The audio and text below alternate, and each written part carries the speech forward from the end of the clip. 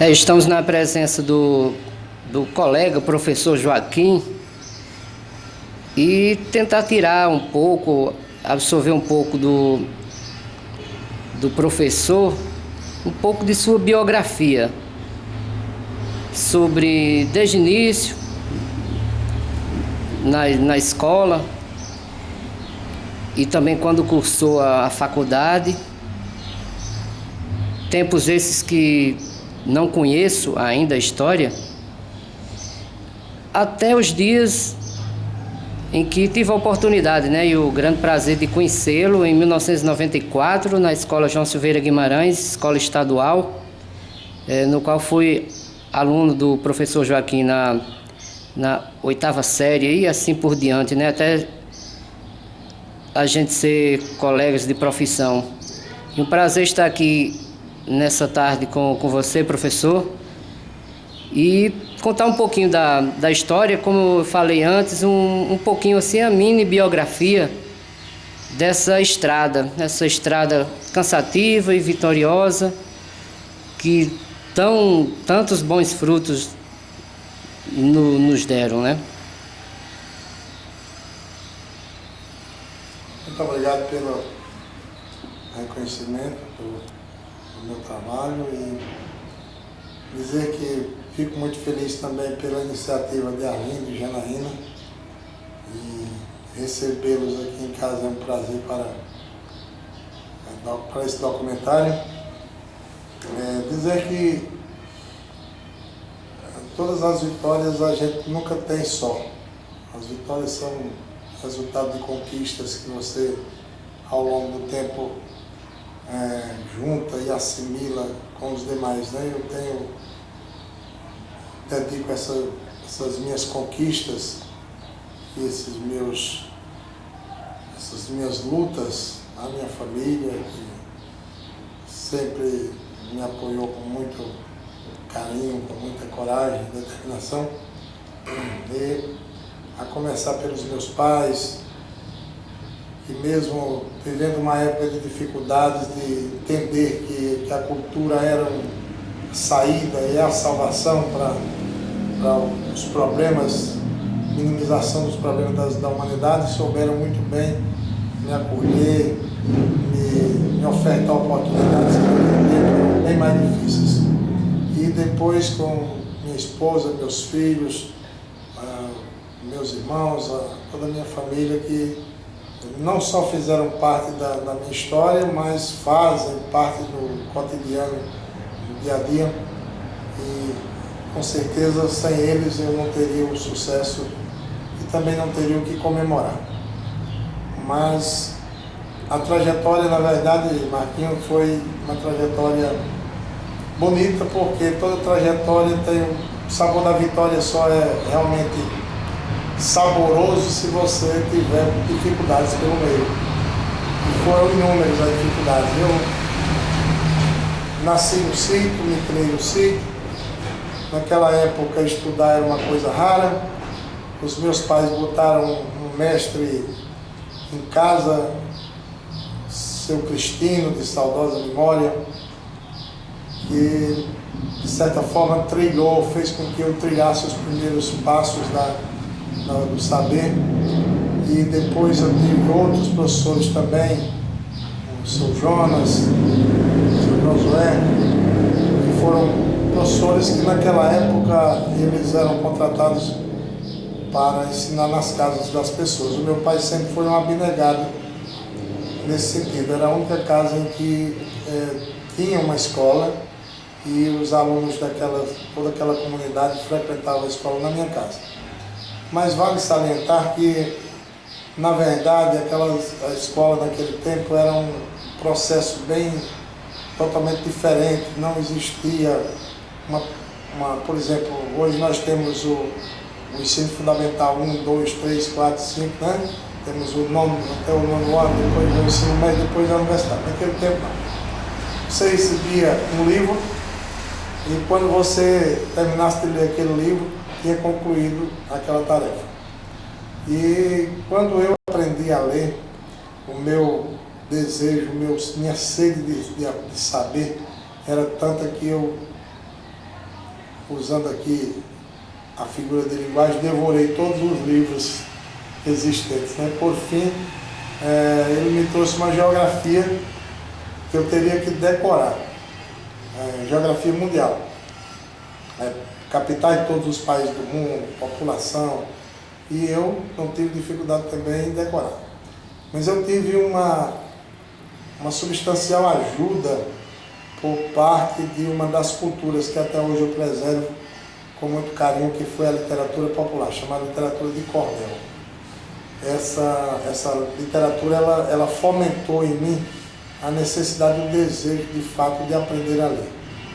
Eu tenho um irmão que era um excelente leitor das obras de cordel. O meu pai ia para as feiras e lá comprava os cordéis, e o cordel naquela época era uma das atrações mais motivadoras da cultura que existiam. À noite juntava na minha casa multidão para ouvir meu irmão ler os romances de cordel. E eu, garoto, ouvia aqueles romances e decorava todos. Por sinal, ainda sei de inúmeros hoje. Mas não sabia ler. No outro dia eu ia tentar juntar as letras, já que eu sabia decorar, né? Devia ficar fascinado, né? Exatamente. Então, eu tinha uma irmã que sabia ler e ela também me auxiliou bastante. Francisca, nós a chamávamos de Ati. E eu aprendi, quer dizer, a minha fomentação pelo saber nasceu da literatura de cordel. Então eu decorava os romances e sem saber ler. Depois, aí, quando eu aprendi a ler, aí eu li todos os romances, decorei inúmeros romances e era convidado, inclusive, para tirar novenas, naquela época, lá no sítio. E comecei, o meu grande sonho, meu grande desejo de aprender, deu início exatamente nessa fase da vida. Depois veio a professora Estelita Maria da Conceição, pessoa por quem eu tenho uma admiração profunda, porque ela foi, de fato, ela quebrou todos esses paradigmas da educação anterior, e aí começamos o primeiro ano, segundo, terceiro, até o exame de admissão ao ginásio, que era um vestibular. Pombal abriu o colégio estadual em 1970, e nós fizemos o exame de admissão ao ginásio de 1970 para ingressarmos em 1971. Naquela época tinha 360 vagas, salvo engano, e concorreram em torno de 1.500 candidatos. Para você ver, isso para entrar no ensino, no ginasial, que é o atual ensino fundamental de hoje. Era um vestibular. Então, eu ingressei na escola, no Colégio Estadual de Pombal, onde fiz até o primeiro ano do ensino médio, chamado científico. Daí fui para João Pessoa, onde frequentei o Liceu Paraibano e terminei meu ensino médio no Liceu Paraibano. Depois fui embora para Brasília, fiquei um tempo por lá, mas sem estudar. E já que o meu grande objetivo, o meu grande sonho quando eu saí de casa era ter um curso superior, e quando nós nos reuníamos sempre para estudar juntos, os meus colegas diziam sempre: você é um professor nato, pela a maneira, a facilidade que eu tinha de transmitir os conhecimentos. E isso fez com que eu optasse pelo curso de letras. Terminei letras na FIP, Faculdades Integradas de Patos. Fui professor da escola do Colégio Diocesano de Paulista. Vim para São Bento. Eu às vezes quero crer no destino por isso, porque São Bento nunca esteve nos meus planos, não que eu, mas simplesmente até por praticamente não conhecer São Bento. Como eu disse, eu sou de Paulista vizinho, mas eu frequentei Pombal, João Pessoa, Brasília, e para essa região aqui quase eu não vim. Dona Jadete me descobriu, eu era vereador na minha cidade, e Dona Jadete me descobriu para ensinar no SEMO segundo grau, que funcionava onde hoje é o Dr. Jacques. A Dr. Jacques. Então, eu vim, dei umas aulas aí e fiz a minha primeira média em São Bento, na escola Dona Jadete. Depois eu era recém-formado, ainda vereador, e o Estado abriu o concurso para professores. Como Paulista não tinha escola pública estadual, era uma escola da Diocese de Cajazeiras, obviamente não abriu inscrições para professor nessas escolas, porque não era do Estado. E São Bento abriu uma vaga para professor de língua portuguesa. E eu botei minha opção para São Bento. E estou em São Bento até hoje. Isso foi, eu assumi aqui no dia 23 de maio de 1993. Fez 20 anos agora. Foram quase 20 anos do João Silveira. Então, naquela gincana cultural entre João Silveira Guimarães e Semo Júnior, você já era professor do João Silveira? Era em 93. É a gincana que aconteceu nos dias 10, 11 e 12 de setembro. Exatamente. Eu assumi no dia 23 de maio de 93, na escola. Era inclusive funcional onde hoje é o Maria Dulce. Lembro. Naquela época, em 93, eu estudava à tarde. Aí, por esse motivo, só vim conhecê-lo um ano depois, em 94. Trabalhou também no Fausto Meira. O Fausto Meira foi o seguinte: quando eu cheguei aqui, sim, aí a minha trajetória aqui é um pouco mais... Quando eu terminei meu mandato em Paulista, eu não quis mais ser candidato e já era professor aqui em São Bento. Eu vinha todas as noites, numa dificuldade muito grande, então resolvi optar por São Bento como local da minha moradia. E vim para São Bento. Ao chegar em São Bento, como eu era apenas professor do Estado, obviamente os meios eram muito difíceis para você sobreviver apenas do emprego. Então eu conversei na época com o prefeito da cidade, que era Márcio Alberto, e perguntei se o município não tinha uma necessidade de um professor de língua portuguesa. E ele disse: não, o município não tem, mas o Fausto Meira está precisando, e eu faço uma parceria com o Estado, vou lhe mandar para lá. Efetuou um certo sistema de pagamento e eu fui dar aula no Fausto Meira. Depois, com pouco tempo, o vereador Francivaldo Silva de Araújo, Nenago, como eu tinha sido vereador na minha cidade, modestamente com um destaque, e tinha sido secretário da Câmara Municipal daquele município, que eu fui secretário de Educação do município de Paulista, o primeiro secretário de Educação do meu município fui eu. Secretário da Câmara Municipal, fui vice-diretor de uma maternidade, professor do Colégio Diocesano e vereador. Então, o vereador Francivaldo Silva de Araújo era o presidente da Câmara Municipal daqui, e a Câmara Municipal daqui não era totalmente, eu acho que você acompanhou, era uma mesa redonda com 8 vereadores ao redor, sem estar dignamente trajado, enfim, os projetos não iam para as discussões, não tinha as comissões permanentes. Não havia sede própria. Totalmente, era realmente necessitava urgente de uma reforma, uma mudança. Fui convidado pelo vereador Nenar para ajudá-lo nessa tarefa.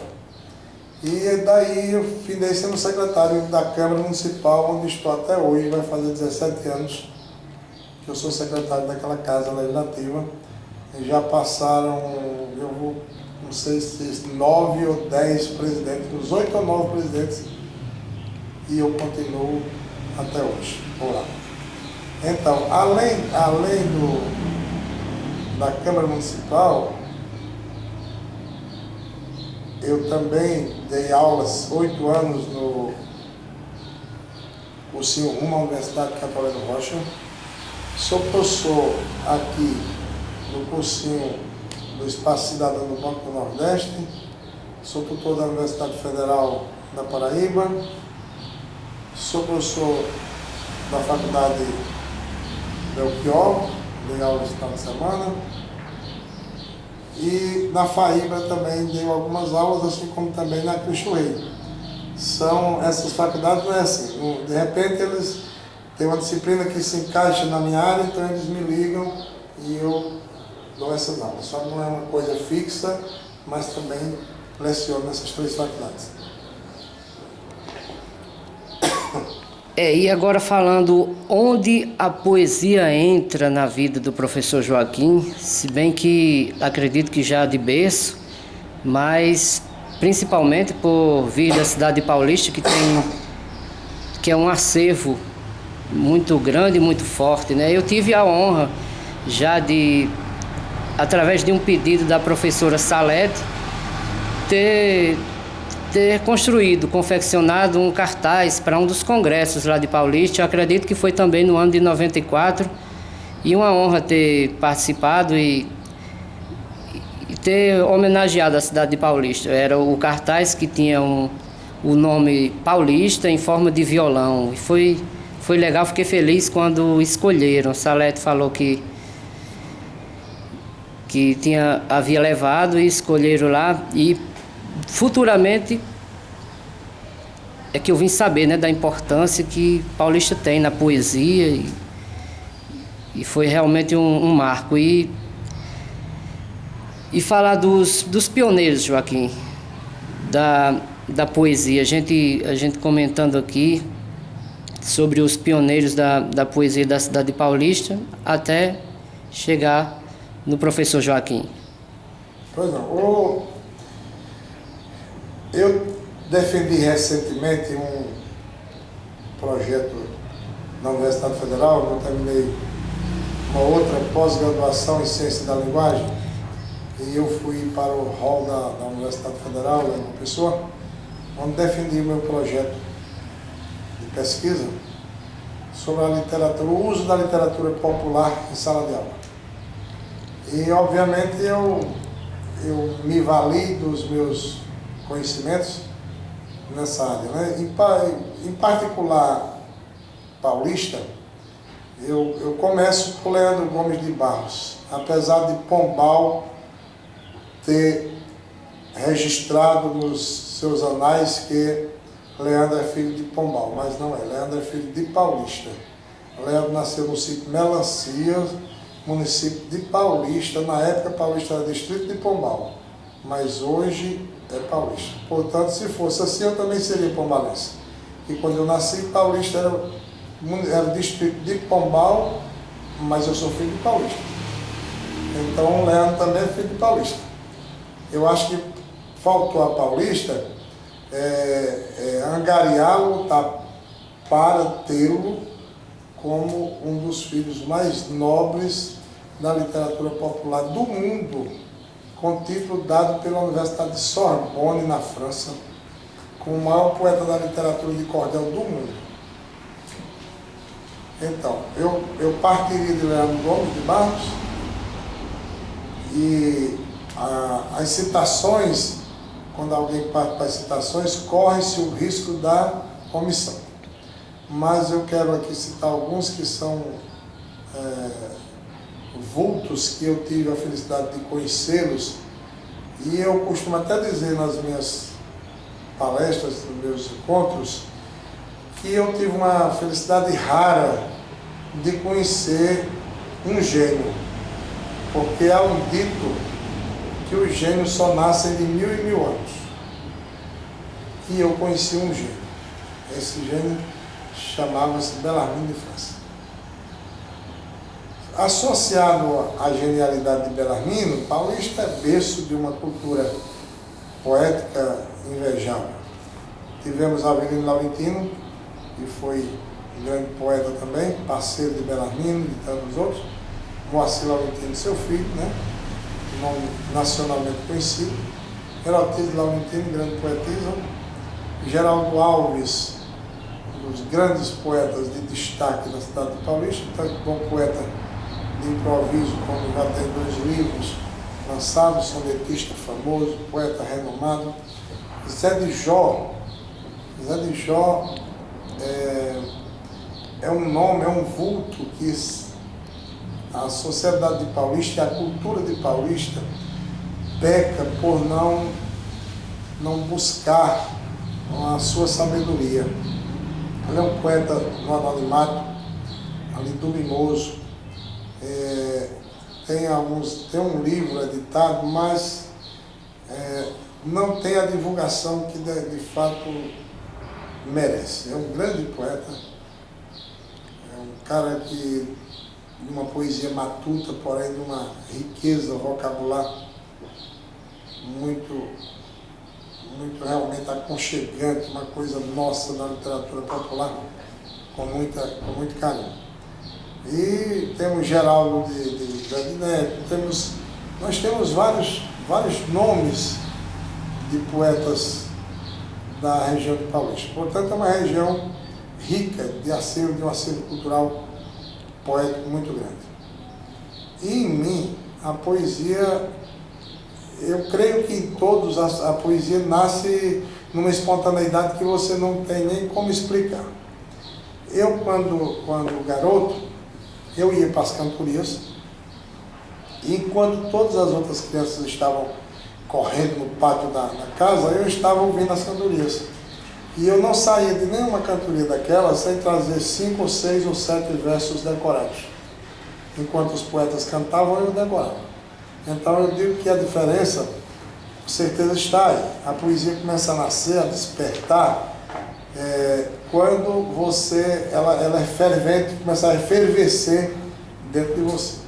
E comigo foi assim. Depois eu comecei a escrever, a cantar sozinho, algumas coisas que eu não tinha coragem de revelar, porque achava que era, na época, né, eu tinha uma certa acanhez no sentido de não revelar aquilo que eu produzia, que eu cantava.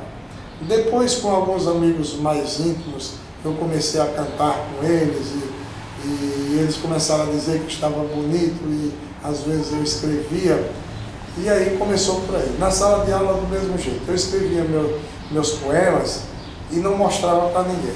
E eu tive uma professora de língua portuguesa, a professora Nevinha, famosa, acho que marcou a minha vida. Talvez eu hoje seja professor de língua portuguesa inspirado em 2 pessoas. A professora Nevinha e o professor Luiz Santoro, lá de Brasília. Foram 2 gênios que eu conheci na área de língua portuguesa. E eles passaram a ser meus fãs também, porque como eu era apaixonado e sou apaixonado pela língua portuguesa, e aí comecei a escrever. E a professora, um amigo meu, lá de Pobal, o Willa, hoje é o doutor Willa, formado em Direito, ele pegou meus textos que eu escrevia e vergonhosamente eu não mostrava porque achava que não tinha nada a ver. E o Willa pegou esses textos e entregou para a professora Nevinha. E aí ela, certo dia lá na aula, ela disse: olha, eu vou fazer a leitura de um texto, uma coisa linda aqui, e depois eu digo quem é o autor. E eu não sabia que esse texto era o meu, né? Era uma poesia muito bonita, falando do sertão, da roça, do cara que veio da roça. Eu lembro até que eu disse, na minha época infantil, nas caçadas de Tatu, nem sonhava que o Brasil construiria Itaipu, Ilha Solteira, Araxá, e nem Urubupungá, nem metrô, nem viaduto. O meu sonho era o roçado, curral de chifre de gado e casamento matuto. Que era exatamente isso a nossa vida no sítio. Quando eu saí do sítio para a cidade, era exatamente essa vida que nós levávamos. Então, somado a isso aí, eu tinha uma série de poesias feitas, mas nunca tinha mostrado a ninguém.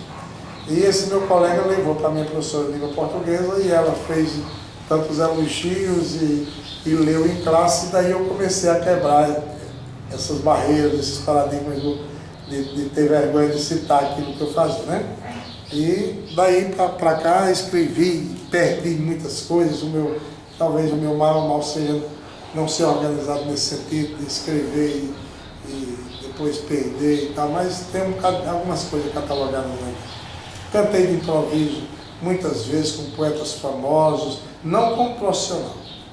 Nunca fiz uma cantoria para dizer assim, essa cantoria você vai receber por ela. Não, eu ia para as cantorias, eu cantei com o Severino Ferreira, eu cantei com a Amazã, na casa do poeta lá em Campina Grande, eu cantei com o Severino Ferreira, de saudosa memória, com o Geraldo Alves fizemos noites e mais noites de cantoria, mas nunca fui profissional. Apenas a poesia fluía e eu comecei a cantar e o pessoal começou a incentivar, mas eu tinha certeza que eu não seria nunca um profissional na viola, isso eu sabia. Eu queria mesmo ser professor. Eu lembro muito em sala de aula, né? Nós, os meninos, a gente parava para ouvir, mas as meninas sempre pediam assim para professor Joaquim, não escreva hoje, cite mais poesias para a gente ouvir.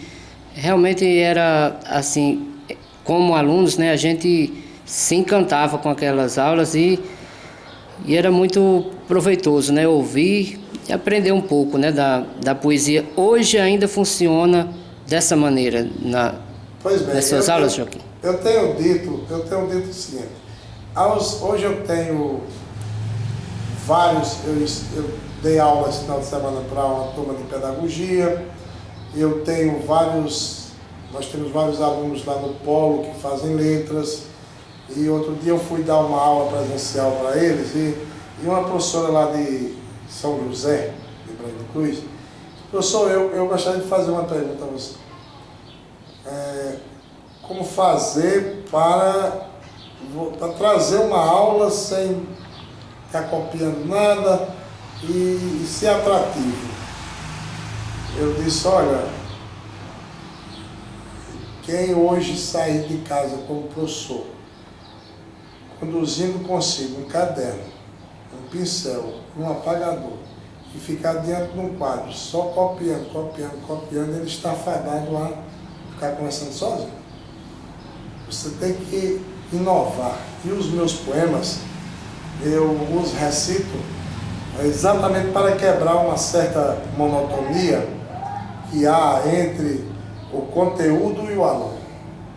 Quando eu sinto que o aluno está exausto, está cansado, eu introduzo um poema, eu conto uma história, eu faço algo diferente para quebrar aquela monotonia que está havendo na aula. Então, a minha poesia tem sido exatamente essa dosagem de incentivo, essa dosagem de inovação que eu trago para a sala de aula. E até hoje tem sido, graças a Deus, um sucesso.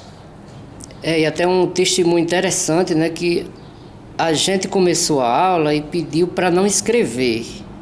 Num dos versos que eu devo ter meus cadernos guardados ainda e devo ter essa poesia copiada.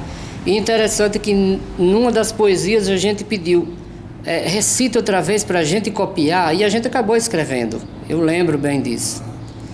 A gente não queria escrever porque o cansaço, 3, 4 aulas antes, mas a gente acabou pedindo para escrever. Veja só, eu lembrei aqui agora, eu estava com alguns alunos de Capoeira do Rocha, a estratégia da direção do Abdúlia Dantas era deixar meus alunos por último, para os alunos irem embora. Exatamente aí onde eu entro, você enfatiza a necessidade, e eu também enfatizo a necessidade de se introduzir a poesia por isso. Então eu estou lá, professor de física, dando uma aula, os alunos cochilando e aguardando a minha aula, minhas 2 últimas aulas. Então, toca a campainha e eu subo no palco. 600 alunos. De improviso eu disse, ele dando aula de física, né? Eu disse, de tanta física falar em vetor, em calorias, eu pego a me interrogar quantos gramas de energias eu desperdício por ti na solidão dos meus dias. Quer dizer, é uma coisa que mesmo, Marquinhos, aparentemente simbólica, mas levanta o astral. Quer dizer, quebra aquela monotonia que está havendo na aula, né? E aí a turma já acorda e começa uma aula totalmente diversificada. Então, isso de improviso, eu tenho feito inúmeras vezes essas coisas exatamente para quebrar essa monotonia. Era uma metodologia que assim nos deixava assim assim, abrilhantados, né? Um olhando para o outro, sorrindo. E era muito interessante mesmo, com certeza. E nós, diante do nosso professor Joaquim, viemos aqui exatamente, professor, para homenageá-lo, né? O intuito é a nossa homenagem, né? E a nossa gratidão pela contribuição, tanto como aluno, professor, colega de trabalho, amigo e tudo mais, né? E nossa homenagem à pessoa e o profissional que é o professor Joaquim, assim como a gente conhece desde alguns anos já. E nessa mini biografia criada por nós, a gente vem encerrar assim de uma maneira de muita felicidade, né, por estarmos aqui mais uma vez diante de ti. E assim, para a gente encerrar, aí tinha que ter a cereja do bolo, né? A cereja do bolo, uma recitação, algo assim que pra gente assim se deliciar, né, no nosso finalzinho aqui, para fechar com chave de ouro, né? Professor Joaquim com a gente. Obrigado, Marquinhos. Na verdade, quem fica feliz sou eu por vocês terem essa consideração, essa lembrança de fazer esse documentário que, aliás, era uma das coisas que eu sempre desejava, porque a gente vai pendurando a chuteira. Eu já saí do João Silveira, estou aposentado do Estado, mas ainda estou em 6 locais lá fora do João Silveira, mas muita saudade do João Silveira e do meu alunado. E alunos como você e tantos outros, e em especial ao meu grande amigo Arlindo, que eu não o conhecia, e essa iniciativa dele realmente me deixou muito feliz. Sua esposa Janaína, que eu tive a felicidade de ser professor dela o ano passado, no EJA. Enfim, essas pessoas são, de fato, pessoas que me deixam feliz por saber que são reconhecedoras desse trabalho que nem sempre é reconhecido. O professor, de fato, deveria ser um dos vultos trabalho mais reconhecido do mundo, mas nem por isso, e graças a Deus que existem pessoas como você e como outras mais, e eu tenho, graças a Deus, a felicidade de ter um universo de alunos e ex-alunos que me envaidecem, que me deixam felizes, porque em todo canto que eu passo, que eu os encontro, quem não foi meu aluno diz: olha, professor, se Deus quiser ainda serei seu aluno. E quem foi vem me cumprimentar e agradecer, e eu tenho exatamente colhido o fruto desse trabalho. Eu estive agora na Universidade Federal, na UEPB, na UFCG, na FIP, e em todas elas eu encontrei vários ex-alunos meus que estão lá fazendo universidade, e todos vieram me abraçar e me cumprimentar e dizer que naquela profissão, naquele curso que eles estão ali fazendo, tem um pedacinho de mim. Então eu costumo dizer que esse é o verdadeiro salário do professor. É quando você vê a semente plantada e a colheita. Então eu sou feliz por isso. Com relação a nós concluirmos aí com a poesia, que, como eu disse, foi e é minha musa inspiradora, aquilo que tem me iluminado nas horas de dificuldades, inclusive no meu estudo. Como eu disse, eu fiz agora, nesse curso de pós-graduação, eu escrevi vários poemas, vários trabalhos, e eu tenho um trabalho que ele é algo de mim, sabe? São coisas do meu ego que eu gostaria de interrogar, e, no entanto, a quem interrogar só a Deus. Então eu fiz uma série de interrogatórios a Deus, de coisas que eu gostaria de saber, e intitulei Fraternidade. Começo, claro, reverenciando a Jesus, né? Eu disse: Jesus do alto me envie, vosso Espírito benfazejo, para que eu denuncie tudo que de errado vejo. Nessa terra de miséria, em que na própria matéria aplicam-se tristes danos, pelas mãos dos potentados, praticando os atentados contra os direitos humanos. Essas mortes e homicídios, pais que aos filhos abandonam, absurdos genocídios que as pílulas ocasionam.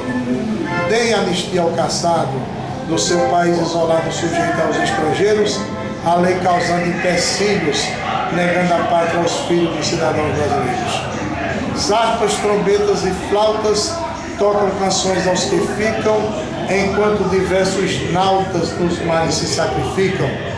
O burguês canta a orgia, o pária em doce crucia e o mal terrível prospera, dando acesso para as crônicas das ideias antagônicas que o mal da desgraça gera. Há muito tempo pesquiso fatos, história e dilema e tenho tudo o que preciso para compor meu poema. Convívio pleno com a massa, miscigenada de raça e exalta de caridade, com aspecto desumano, careta o calor humano oposto à fraternidade. Por que a mãe heroína morre por um filho amado e uma mãe adulterina mata o filho ao ser gerado? Criando esse desconforto, sem pensar que o feto morto podia ser solução. Ser cientista benigno e matar o tumor maligno que está matando a nação.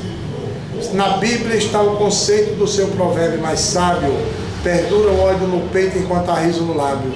E se Cristo da eternidade viesse com a verdade fazer o mesmo que fez, era a mesma rebeldia e com certeza ele seria crucificado outra vez.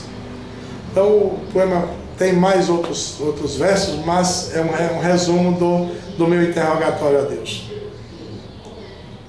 A gente agradece mais uma vez, professor Joaquim, pelo acolhimento e por nos fornecer, né, tanta informação para que o evento aí do Arlindo seja concretizado e com certeza vai ser êxito total, porque é um tema muito interessante, né? Eu agradeço a você mais uma vez, Arlindo, e toda a família, e dedico toda a minha conquista à minha esposa, meus filhos, que foram sustentáculo dessa minha luta, dessa minha determinação, dessa minha coragem, desses momentos de dificuldade.